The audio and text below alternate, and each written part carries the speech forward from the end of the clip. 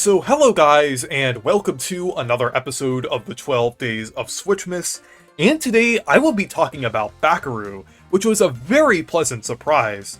I actually got a review code for this game. I haven't had time to review it yet, but I will do a full review of this game fairly soon, where I will dive deeper into my thoughts on this game. But this was a very pleasant surprise, and honestly, one of the most enjoyable games I've played this year. If you haven't heard of it before, it was actually developed by Goodfeel, the same developers as Yoshi's Woolly World and Crafted World, as well as Wario Land Shake It and Princess Peach Showtime. But this is honestly one of my favorite games that they've developed. It is just a really fun game overall. It's kind of like a 3D platformer with a lot of action elements. It's kind of similar to Goemon on the Nintendo 64, in terms of like aesthetic as well as like some like things in gameplay. There definitely is some inspiration there, since some of the developers that originally worked on Goemon from Konami eventually moved on to like form Goodfeel. So it definitely kind of makes sense why there is a lot of inspiration there. But the gameplay is just incredible. It's kind of like a fairly linear 3D platformer when it comes to the levels, but the levels can also be kind of open at times as well. And there are a lot of collectibles here that are actually really fun to find. Like there's like these different things where these little characters tell you facts either about Japan or just like random little tips about things, and I think they're pretty cute.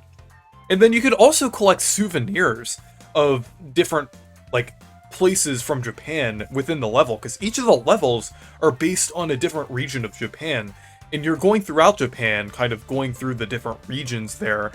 And the story and the setting of the game is also heavily based on Japanese fairy tales and folklore, which is really cool to see. That definitely makes for a lot of really creative and whimsical visuals in a lot of places, and it is just really cool. The character that you play as is a tanuki that is going into like human form when you play as him, with Bakeru himself.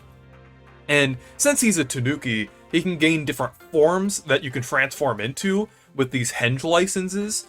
And basically you get them from beating some of the bosses in the game, and these basically give you like certain abilities for a certain amount of time, based on like the amount that it has like on the meter. You have to kind of get some collectibles to fill up that meter, and it is just a really fun mechanic.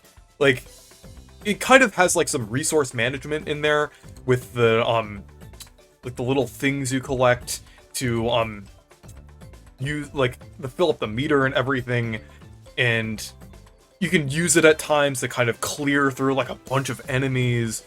And you use different ones in different situations too, with different types of enemies, because there's different enemy types to deal with as well. And they kind of offer like a variety of different like gameplay styles as well. It is just really fun overall.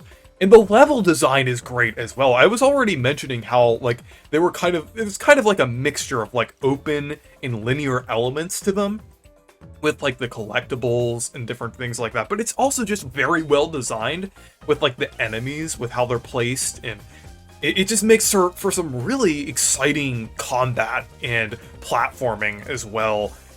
And it is just like incredible overall. There's also like some other little levels that have like other like gameplay involved with them as well.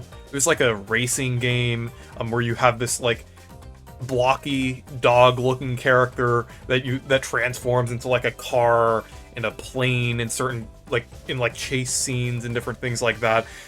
It almost kind of reminds me of Kirby in the Forgotten Land, that has like certain levels that kind of have like certain gimmicks involved with them. It's pretty fun. There's also these really cool mech battles in the game, since there's this giant robot that you have access to. And it is really fun. It's definitely kind of inspired by like the ones from Goemon, but it also kind of reminded me of the kaiju style battles from Bowser's Fury as well. So those are definitely pretty fun segments too. But there's definitely a lot of variety here. And another thing is that I love the art style here. There's just like a lot of variety in terms of like the character designs and different things. You can definitely see like the stylization here. It's like very like cell shaded and it looks very nice. Like I mentioned in the Pete Showtime video how Goodfeel always has like some sort of style in each of their games, and you could definitely see it here with like the Japanese fairy tale theming here. It is very nice and very stylized. I just really like it. I am so glad that they localized this game, because it's honestly one of Goodfeel's best games, I would say. It's up there with like Yoshi's Woolly World and Kirby's Epic Yarn. It is that good. I highly recommend this game, especially if you've really liked Goodfeel's other games, like Yoshi's Woolly World, like I mentioned. Like, it's getting a physical release soon, and it's also only $39.99 on the eShop. Honestly, I would say this is just as big and content-packed as a lot of Nintendo's $60 titles. So I highly recommend this. So yeah, anyways, thank you guys for watching this video. Make sure to leave a like and subscribe for more, and make sure to check out my Discord server and Blue Sky if you want to. Goodbye.